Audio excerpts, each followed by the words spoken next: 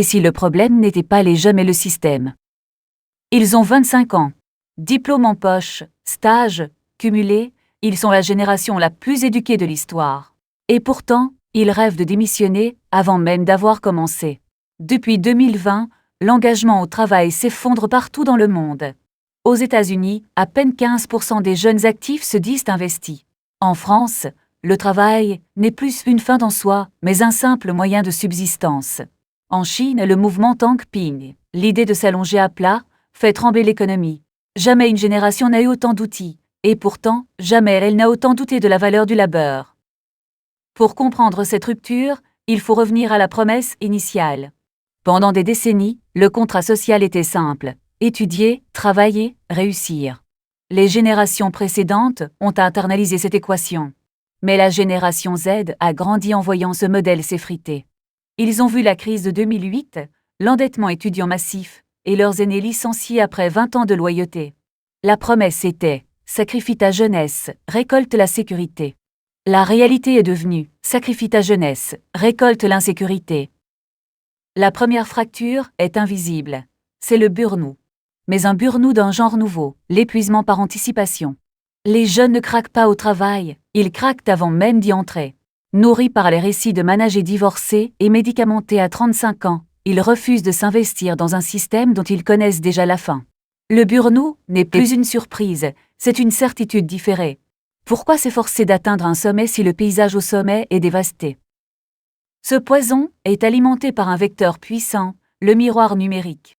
Avec les réseaux sociaux, la perception du succès a radicalement changé. On ne se compare plus à son voisin, mais à une minorité mondiale filtrée par des algorithmes. On voit des entrepreneurs de 20 ans, des nomades digitaux, à Bali, une liberté totale affichée sur chaque écran. Face à cela, le travail classique paraît lent, rigide, presque archaïque. Mais ce miroir est déformant. Il crée une performance de l'authenticité qui devient elle-même un travail épuisant. Le personal branding et la culture de l'effort permanent ont colonisé l'intimité, effaçant la frontière entre être et produire. Vient ensuite le divorce entre le salaire et le sens. Pendant longtemps, le revenu suffisait à justifier l'effort. Aujourd'hui, il ne suffit plus. Dans les grandes métropoles, le coût du logement dévore désormais près de la moitié des salaires. Le travail ne garantit plus l'accès à la propriété, ni même à une vie stable. Parallèlement, l'essor des bullshit jobs, ces emplois dénués d'utilité sociale réelle, crée une souffrance profonde. Les jeunes cherchent un impact, une cohérence avec leurs valeurs environnementales et humaines. Quand le travail n'offre ni stabilité financière, ni sens profond, la question devient inévitable. Travailler pour quoi? Face à ce constat, une nouvelle définition de la réussite émerge. Elle ne se mesure plus au titre sur une carte de visite, mais à la souveraineté sur son propre temps. La liberté est devenue la nouvelle monnaie d'échange. On voit apparaître le quitting, ce retrait émotionnel du bureau, ou le retour vers des métiers de l'artisanat et de la terre. Ce n'est pas une fuite, c'est une reconstruction. Les jeunes ne rejettent pas l'effort, ils rejettent l'effort aliéné, celui dont ils ne perçoivent ni la finalité, ni la juste récompense. Alors, pourquoi les jeunes ne croient-ils plus au travail? Peut-être parce que le monde a changé plus vite que le modèle.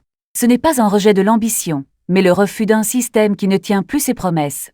Cette génération libère une question fondamentale que 2 siècles de productivisme ont tenté de masquer. Que faire de notre existence?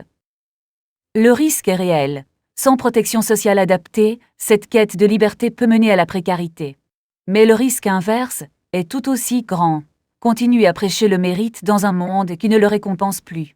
Ce n'est peut-être pas la fin du travail, mais le début d'une ère où l'humain n'est plus un instrument, où la production n'est plus la finalité, et où la vie n'est plus reportée à la retraite.